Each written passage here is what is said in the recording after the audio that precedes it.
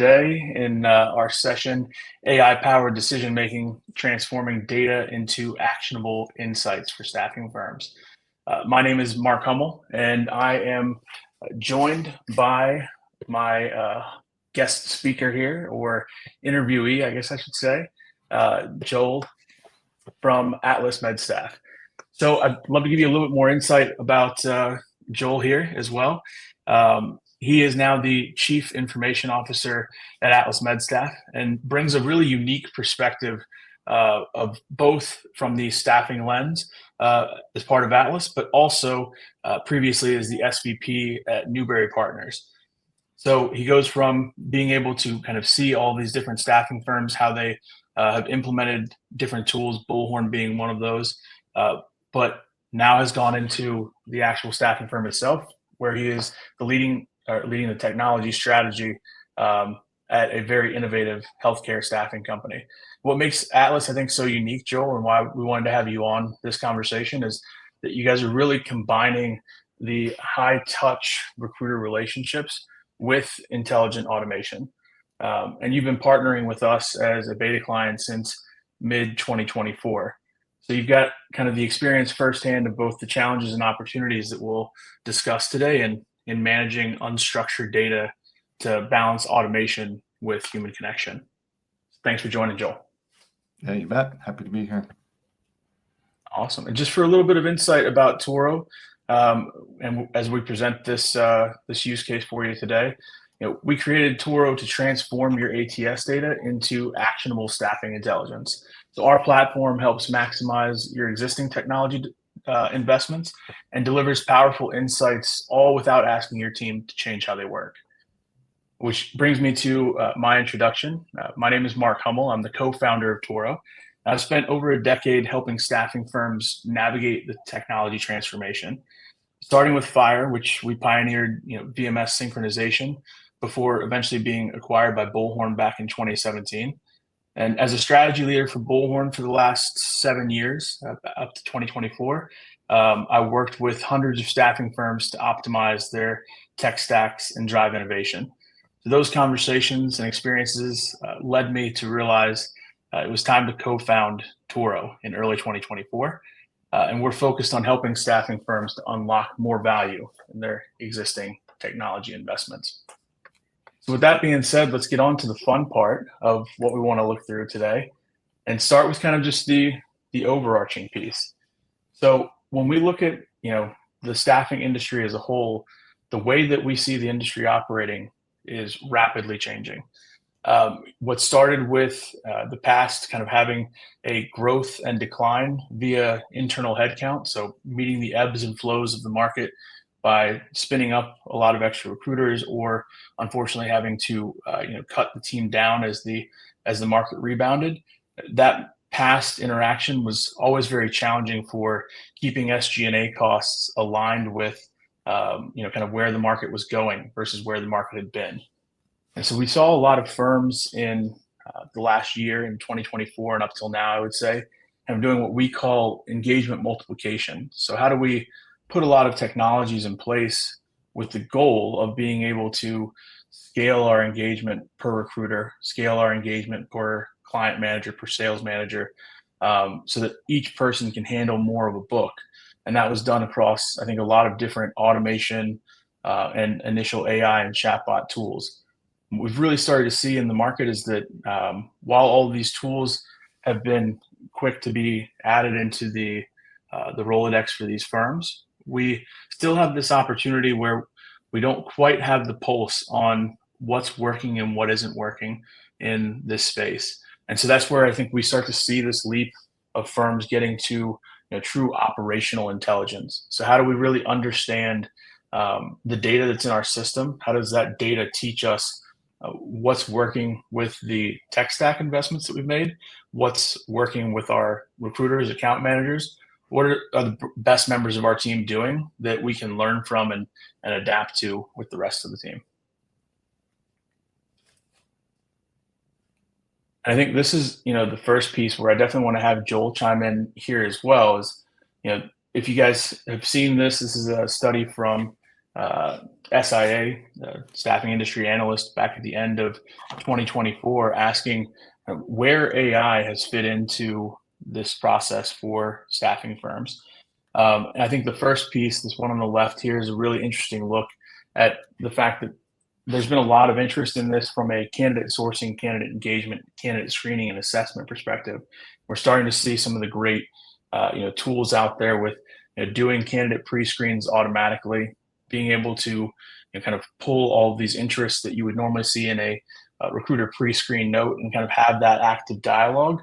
And so those pieces, I think, are where a lot of us are aspiring, if we haven't already, to put some of that infrastructure in place to eventually get to. But on the right, we start to see that where firms are actually using this today differs a little bit from what that chart looks like. So, Joel, I'd love maybe to have you chime in too on kind of where do you see Atlas at today in their adoption of AI across the spectrum? Yeah, so at Atlas, we definitely fall into several of those, I guess, top four or so bars on the right there. Kind of zeroing in on the fourth one there, the 29%. We definitely are utilizing third-party, I'll say vendors, but partners really is what we look for every time we're in the market.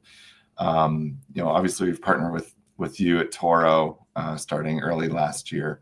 And really that started for me, over the last couple of years. I kept hearing people say, I can't wait to see where AI can take us, and to kind of sign up for it maybe at that point, once it's all been figured out. And I didn't want to sit and wait. Basically, I wanted to work with you and figure out what we can build together. So, the beta and just kind of partnering with you starting, almost a year ago now, has been great for that. We also have other partnerships. Staffing Engine comes to mind. We work with those guys quite a bit. We in fact do have ChatGPT license for our contracts team, so we're utilizing that as well. So kind of getting our hands into a lot of different areas. We did do an informal kind of ChatGPT training with our recruiting team, giving them just some ideas on how they could utilize it as well. Really, that type of adoption is going to be as comfortable as each individual recruiter is with utilizing that tool. We gave them some ideas on how to build out some, about this place or about this role type information. And so some are using that, some are, is what I would say on that piece. Yeah, no, that makes sense. And it's what we seem to be seeing a lot in the market is the kind of general demeanor is that a lot of recruiters, a lot of frontline producers in general are kind of out using GPT or some of the other LLMs on their own. And I think the interesting thing is it starts to bring in, yes, you can use it for great Boolean searches or for writing up some of the candidate candidate sizzle information, pitching a job, pitching a candidate to a job. And I think that's where we've started to see some of the focus on some of the staffing specific AI platforms, aside from, like you said, the ones that are a little bit deeper, like the staffing engines or glides that are out there. I think we see that recruiters are focused a lot on how do I take the pieces out of my day that are kind of speculative and introduce an AI layer. I think one of the things that I'd love to have you kind of give some insight on too is when we look at this from a recruiter perspective, staffing firms as a whole, they're drowning in data, but they're starving for insights. So my favorite thing is to see how much of the industry really took off with the digital transformation mission and started capturing everything they could in their applicant tracking system. So now their ATS is full of great notes, phone screen notes, but also you got every text message flowing in there, every email flowing into the ATS. Now, transcripts or call summaries in some cases. So the information is being digitized.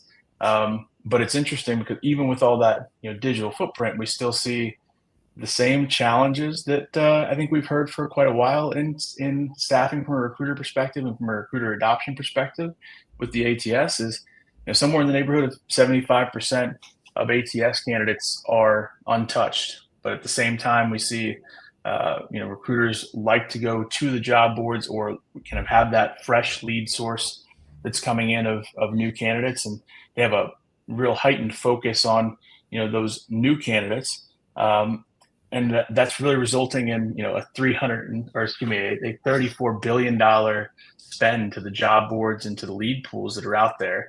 I know it's for quite a while been a something the industry's been wanting to work on of how do we utilize the candidates in our database more. And so I wonder, Joel, when you think about kind of that process, what are some of the reasons you think that the recruiters still prefer the external candidates versus the ATS candidates? Yeah, I think the main reason is it's a hot lead generally, right? It's somebody that's currently engaged, or reaching out to say, hey, I'm interested. Whereas I think in the ATS, maybe we've spoken to somebody, maybe we had a bit of back and forth with them, and it just wasn't the right time for them for whatever reason, or maybe the job wasn't there that they were looking for. And the key components of those conversations are just kind of lost then, right? Unless that recruiter remembers 6 months later that particular conversation or conversations, it just kind of sits out there to die forever. And so kind of gaining that access, that's where kind of partnering with you guys it makes me really excited, I guess, to turn those stale candidates in our system into the same level of hot lead as you get from somebody that's signing up on a job board or whatever. So that's the exciting part, I guess, from what we're kind of embarking on here with you guys. Yeah, I think that's the key, like you said, the fact that there is a level of engagement, and I think the other piece being that not only is that candidate engaged, but I think, like you were just mentioning there, you can find them in the ATS because they've just come in as a hot lead, whatever the case is, with so much of the data that we have about the candidates today not being searchable. I think that's why we see, the recruiting teams really looking at the same 25% of candidates in the ATS is they happen to be the ones that have fields on them that you can search for in the ATS. And so everybody finds that same batch, and it's kind of hitting them from multiple different angles versus the long tail of the ATS candidates there. Well, and honestly, if you're having a back and forth conversation with somebody over a week or two, as great as our recruiters are, not any one of them would make sure that every single piece of data is entered in the right field on that candidate record. That's just an impossible ask, really. And so, and also in healthcare, we very rarely have resumes, right? We build out our own profile, our own resume, if you will, at the time when we're getting ready to submit them, not when we're just getting to know them. So, like you said, all that data is just sitting there in that unstructured note, those texts, those emails that have been going back and forth. So gaining access and getting that into the right spot in the database for future searchability is such a key component. Yeah, I mean, I think that's also the perfect segue too into, so much of the investment in tech stack. I think probably more than I've ever heard this being a priority for people is the match tools, whether that be automated match or a match tool that's built in house, or some of the match tools available in the market like the text kernels and Daxtras. All of those pieces have become front of mind as we start to see customers really wanting to, again, yes, leverage the data, the candidates that are in the ATS, but also how do you streamline and add more to a single recruiter's book? And that's by hopefully taking away one of the most time consuming pieces of their job, which is the actual, writing the Boolean string, doing the searches for those candidates in the system. So I think that's when we look at some of the pieces that when you're missing those insights, you're missing those fields, costing you both from a match perspective, but also I'd love to hear your thoughts too when you think about automation, which is something that I would say at this point, most everybody you talk to has at the very least deeply evaluated an automation tool, whether that be Sense, Bullhorn Automation, some of the other ones that are out there. Um, but I'd say the amount of ones that have that in their tech stack and the amount of ones that use those for much deeper automated outreach tasks, and kind of to your point, the engaging of or re-engaging of candidates that are in the database, there's a pretty big disconnect between how many people have that capability and how many people are able to today use that. I'd be curious on your thoughts. When you look at the automation strategy, what's a blocker, or the match strategy? What's the blocker for getting kind of that deeper level of usability in those tools? Yeah, it's a really good point. Atlas, we definitely could be doing a lot better, a lot more reach out, utilizing automation, whatever tool it is.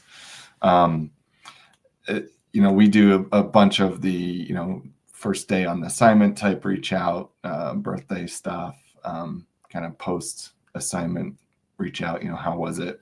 What was fun? That kind of thing. But to utilize it a lot more as a way to, again, kind of get our database in, refreshed, if you will, get the candidates that are in there turned into those, warmer or hot leads, is absolutely key for us. And I think what's really held us back is, again, kind of the level of detail that we have on those candidates in the right spot.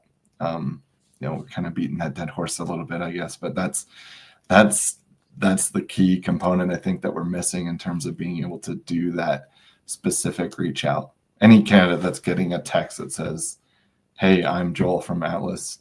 Do you want a job?"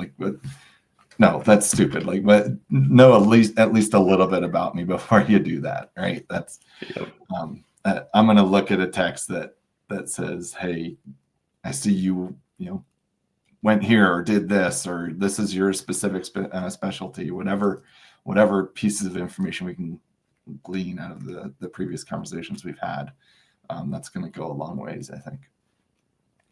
Yeah, no, I completely agree. I think you guys were instrumental in helping us see that one of the biggest blockers from a tech stack utilization, both match and automated outreach tools, was exactly what you were saying. Is that you guys have a lot of this data, but it's kind of trapped in the unstructured area, the notes, the text messages, and you want to be able to say, kind of like what you were saying there, you want to be able to personalize this to the last time we talked, you were looking for this job in this location, and is that still the case? So you can start to kind of show that there's there's a relationship there that that you are referencing versus kind of the generic outreach, right?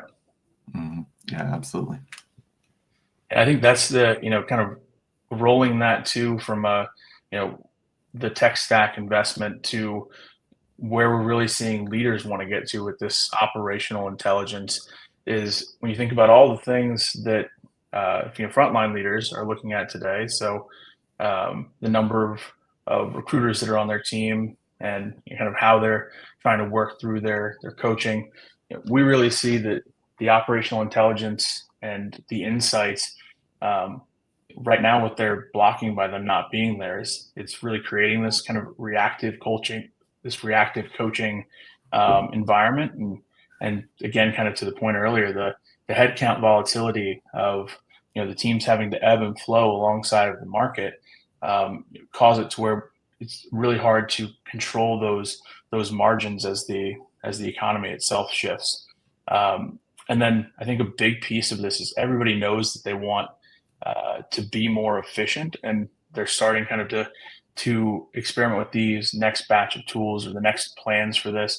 But right now, it's still kind of in the goal phase for a lot of customers because they have to put a plan around that, and they're missing some of those insights. So I'd be curious, when you think about KPIs and reporting from a leadership perspective, and the data that you're missing to kind of get to those insights.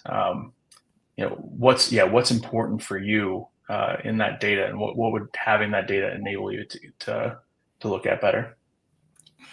Sure. So obviously in our market, speed to market is key. Obviously, when we're talking about getting jobs out to our sites or getting candidates in the door, engaging with them, getting them submitted, all of that is speed, right? And so then when you think about the tail end of that, talking about reporting, your KPIs, how you're coaching your team, why would you accept that that's not also speed, right? Speed is important there.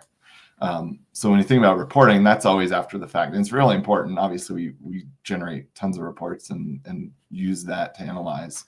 But I think that's where AI can really help kind of speed that component up, is you can get that instant insight into something that maybe is going wrong and potentially can be stopped if you're early enough in the game. So, I think that's a key component, as well as for our recruiting management team themselves. They've got a lot of people on their teams that are reporting into them. So if they're kind of figuring out, in a weekly call or a twice weekly call, okay, what are we going to kind of hit on, and start digging into some of the notes and trying gleaning whatever information they can in terms of how the last few days have been for that recruiter, and trying to figure out what you can then coach them on. Like that's just it's a mess, right? It's a headache.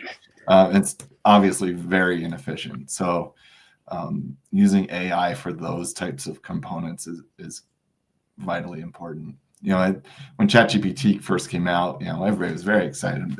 It's kind of the introduction to the world of what AI is, in my mind, the masses, if you will.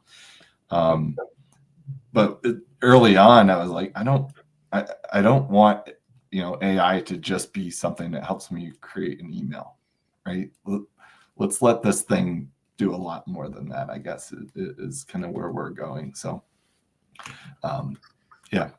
that's kind of the efficiencies that we're looking to gain, is in all of those types of activities that need the speed and are just daunting, if you will. Yeah, a lot of data, a lot of unstructured data. Like you were saying, they're hard to really get to what's the correlation, what's the right action, what should I be proactively coaching on, and I think with that, that's where you guys have been a great early partner with us, because we've kind of started this. We initially started this out with, we know there's a bunch of information in the unstructured data points that everybody's been collecting for forever. And to your point, how do we do something with those unstructured data points that's deeper than, write me a sizzle on a candidate, or write me an email that pitches this job to a candidate. And so, what we started with you guys was taking all of that data, right? It's really what we consider noise right now, is it's not structured. So all the text messages, call notes, emails, notes in general, pre-screens, etc. Even soon to come the transcripts for the calls that get recorded. How do we bring all of that data in, along with the submission history, placement history, et cetera, and really put a layer of intelligence around all that data? I think that's what I want to walk through with you too. Obviously, is somebody who's utilizing the tools sets today, is kind of how you guys have used these tools to identify the revenue risks, check the buying signals and monitor those with your clinicians, but also to find just the base level insights that recruiters, recruiting managers, et cetera, need every time they pop onto a candidate's page. So I want to kind of jump into looking at the tool here with you while you're on, Joel, and let's talk through some of kind of what we learned as we've been doing this together. Sounds good. All right. While you're doing that, I'll just throw out there as well, like kind of talking about like transcripts, and one of the things that we're undertaking right now, we're about to go live on a new telephone platform, And that's one of the things that we made sure that it's going to be able to play well with things that you're doing. And we do that with all of our technology. Any job boards that we're looking at, we make sure that they're going to interact with Staffing Engine, that sort of thing. So we're making sure that it's all going to be working together towards the same end goal, basically. Yeah, I think that's so important when you look at how the tech stack all fits together. Is every piece of technology that you are adding into that stack, does it talk to the other technology that's in there? And I think one of the things that's really exciting about what our partnership has looked like with you guys so far is how do we also be kind of some of that connective tissue that, hey, all of this information is going into the ATS, and so we can sanitize it, scrub it, and make it useful for the other tools as well. So, and I think that's where, and we just got a bunch of feedback from the latest release of the newest edition of Talent IQ, which is the card in Bullhorn from your team. So maybe I'll just give a quick overview of how recruiters are utilizing this in the system today, but love to get your insights too on why you feel like some of these pieces have been so impactful. So when we start off, the big challenge with any candidate record is that most of the really useful stuff sits behind this notes area and the activity page as well. And scrolling through these, you get one of two things with recruiters when we see is either the analysis paralysis, kind of looking at notes for 20 minutes for the candidate before we decide what action we want to take off of them, or being kind of jumping straight to let me add them to the tear sheet or to the automation and do the mass text without necessarily knowing if they fit the customized message that you're trying to send out. And so what we did with the Talent IQ tool is now when anytime you hop onto a candidate's profile, you're instantly given the things that you're most likely looking for about that candidate. So things, to your point, Joel, that aren't on the resume today, or because you're not collecting the resume early in that process, we're actually able to extract all of this from the notes, the conversations, the pre-screen notes, et cetera, and populate, here are the things that you're most likely looking for about this candidate. But then the other piece is we want to give you kind of a view of, as a recruiter, what's been the interaction with the candidate. So we're going to show you what's been the inbound versus outbound activity with each candidate. We're going to show you in the same timeline where in this conversation did that go to a submission, where in that, or what was some of the talk track that led to that going to a submission? What about to a placement? You can jump straight to kind of where there's been ebbs and flows of activity, and recruiters have enjoyed being able to kind of see at a glance what the candidate's history has been. And then because all of this is not just your notes, but also stuff from the activity feed, any placements, et cetera, all of these flow into kind of this one scrollable view. You can now also search through this. So like as a compliance specialist, we saw some of your team doing this the other day of, want to see if the physical has been talked about with the candidate yet, or want to see if there's been some conversation around housing. This search now looks across all of your notes, but also all of the other activity within the candidate. So you can search for anything, any topic that you're wanting to as well. So wanted to give kind of that high level overview, but Joel, as your team has been, they were with us through V1 of the card, and what's now turned into V2, the Talent IQ platform. Some of your thoughts on why recruiters have enjoyed the tool and been actively adopting it instead of kind of having to be convinced at this point. Yeah, that's key, right? Is you shouldn't have to convince somebody to utilize a piece of technology. It should help them. What an amazing byproduct of trying to find insights to be able to then display all the activity, all the notes, all the emails, everything right here in this window, and to be able to search on it. I mean, it was just, it was, I guess, a little bit of a surprise byproduct of what you guys were trying to do, is to have this solution there. It's just all at your fingertips. You don't have to try to go to the notes page, and whoever is used Bullhorn and has tried to look for specific notes on that notes tab. It's not fun. And no slam on Bullhorn. That's a tough thing to navigate, right? There's just so much data there. So you've used AI to kind of consolidate and bring that up to our recruiters. I'll never forget the very first call of the very first person we put on beta. I think you probably know the quote I'm about to say. He said, "Oh, I'm going to have to get all my notes in here now." And he was excited about that, right? It was a good thing. He's like, this thing's going to be so much more powerful if I can feed the beast, basically. So, and then even the outside of the recruiting team, we sent this off to our accounting folks, to compliance, like you mentioned. Anybody that's ever searching in notes, this is a great way to do that. So yeah, lots of use on this card already in the short time we've had it.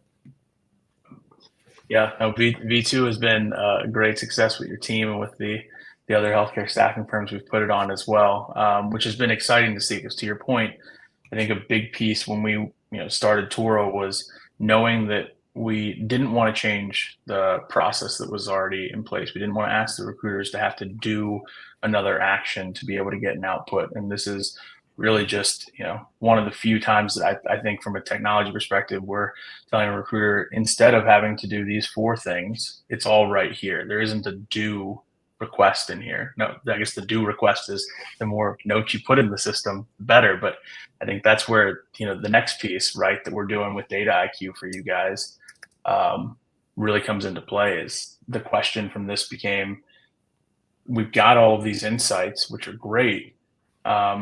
What if, since we're putting it on the card, the first question that most anybody who's been using the card has said is, well, where can I search for these insights, or how do I look at all of the candidates that you've done this for and be able to extract at a mass scale what this looks like? And we said, well, instead of having recruiters have to worry about making sure that they fill in the field for the states that they're licensed in, or the shift that they prefer, or the availability date, what if when we grab those pieces, we just have Data IQ grab that and put that into the specific Bullhorn field that it aligns with? So we actually, use AI to match that to the correct fields. But one of the things obviously that we're working on with you guys is we'll put it into kind of a separate field as well, so that you guys can derive a bunch of your automation strategy off of that. So I'd love for just your thoughts on kind of the evolution of going from that data being at the recruiter's fingertips to now at scale in the ATS. Yeah, don't just tell me, do it, right? Why not? Because you've got the info already. Really excited for this. We've actually seen our recruiters, if they see something's not been found in the notes, they'll just go create a note and say, "Oh, I remember talking to them about that. That whatever it was, they're available in June. Let me just throw that in a note, and I know it's going to pop on here." So really excited for the data updates. I think that's coming here very soon, right? It was one of the first things I think you and I talked about as we started working on this. Is if we can get those fields updated, now we can do all kinds of searching and automation around that. So very key for us. Yeah, I think it goes back to all that we were talking about from your tech stack investment that's already there, the automation tools, like you were just saying, the matching. How do we drive all those fields full of structured information so that all those other tools can pick up that data, right, and be able to actually action on it?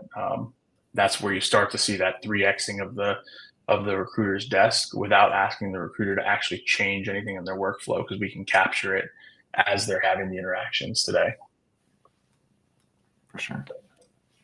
And I think the other big piece, speaking of things that you guys are very excited about, is where we really are going with this, and what we've already got carved out to begin with for this is, now that we've got all this structured data and we understand so much about the interaction between the candidate and the recruiter, and we start to kind of spot the patterns and the correlations and causations of certain behaviors. What makes again, back to that, what makes your best recruiter your best recruiter? What gives your managers something to coach on proactively?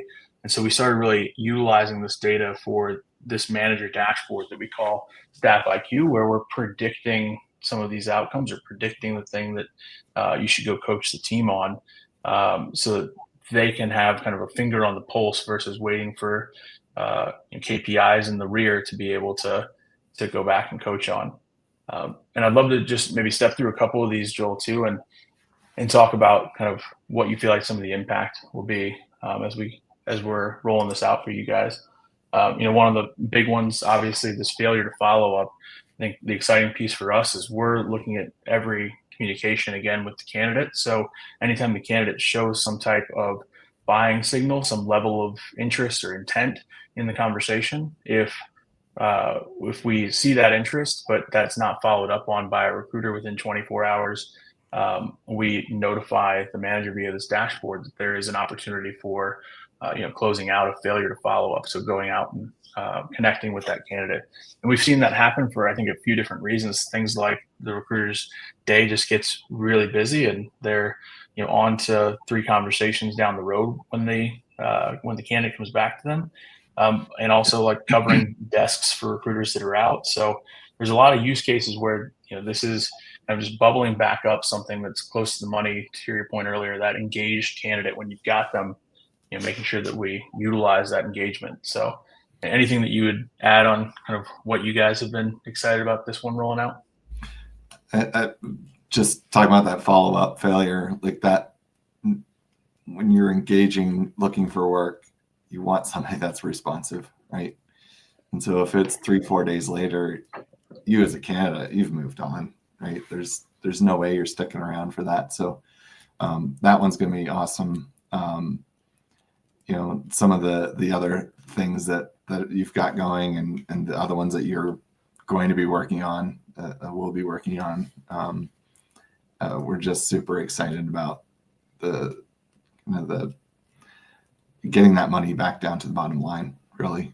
I don't even remember the numbers that we were looking at, but from an ROI, from what you guys are charging to if we can save, 1 or 2 deals that are about to go bad in any given month, we've more than paid for what we're having to do from a financial perspective. So, and everything on top of that is just gravy. So it's really exciting what this can turn into. And again, this goes back to what I was saying before about, I don't want AI to just help me write an email. I want it to help me be that much better at my job. And so as a manager, I can manage better.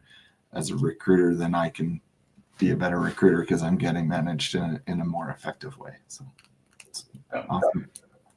Yeah, and I think that's like you were mentioning, one of the ones where we're definitely going deeper, and to your point, kind of using AI in a way that isn't just generating the email copy.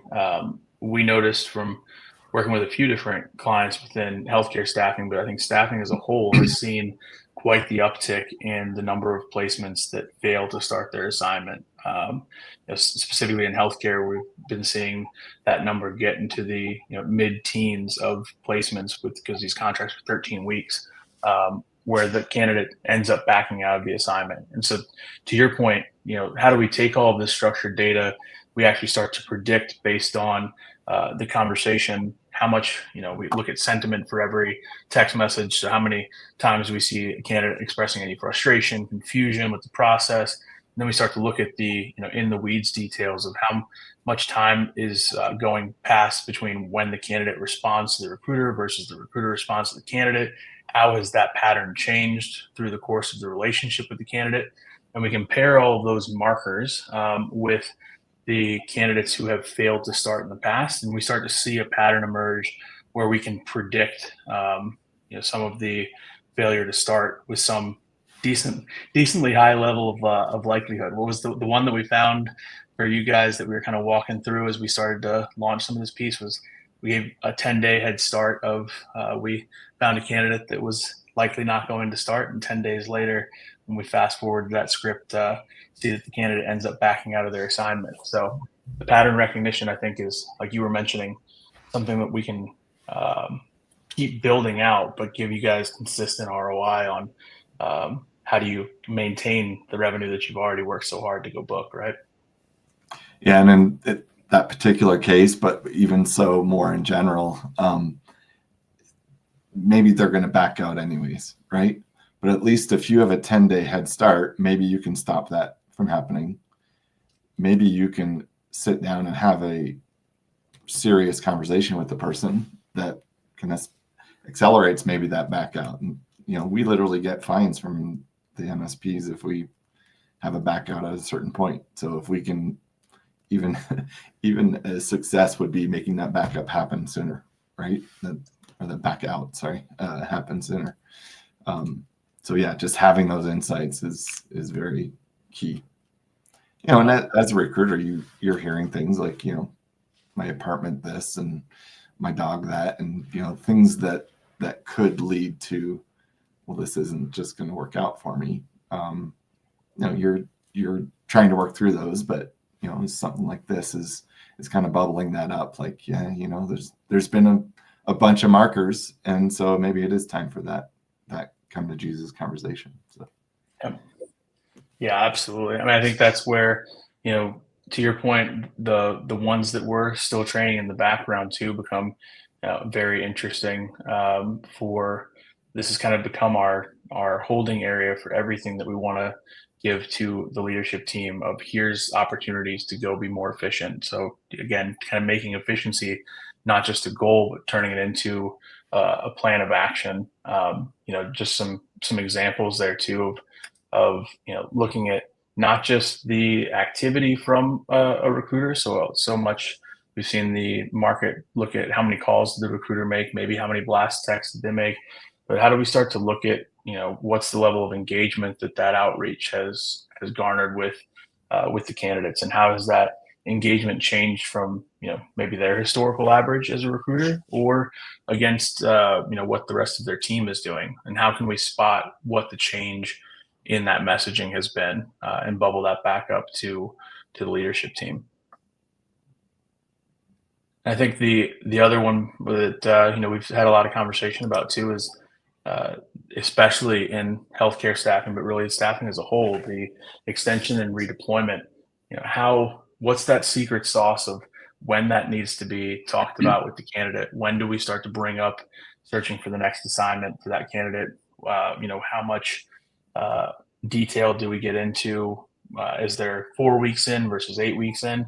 We're really looking at those patterns of what's been leading to success for successfully extending and redeploying talent in your current ecosystem, and how do we replicate that by telling you here's where you have a candidate that is a risk for not redeploying because we haven't checked these boxes as well.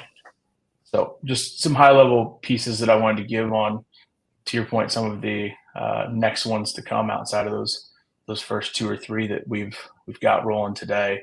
But I think that's kind of where we want to wrap things, as well as thinking about, like you were saying, how do we take this AI technology, the fact that we've got all of this data structured, the byproduct is we get to have recruiters have much better intelligence and ease of use of the system. But how do we take that into really predicting some of the outcomes and some of the next best actions, let's say, for the recruiters and the managers to come. So I appreciate you walking through all of this with us, Joel, and obviously thank you for the partnership as we've built a lot of this out, monitoring how your team has been utilizing the tools to date. So couldn't be here without great partnerships like you guys and the ProLink team and a couple of our other betas as well. Anything that you would say from what the future looks like utilizing kind of AI at this deeper level and what you're excited about? It's an old cliche already at this point, but AI is not going to replace me, but somebody using AI will, right? And that goes for companies as well. So that it sickens me that I even say that out loud, but because it's become such a cliche, but it's absolutely true. Super excited about what we're going to be able to do. And it's every time you and I talk, it's like, oh, we could do this, we could do this, we could do this. Like what this tool, this functionality that you guys have built is going to be able to do is really exciting, fun to be a part of. So thank you too. Awesome. All right. Well, we will leave it there. Thanks everybody for the time, for the attendance.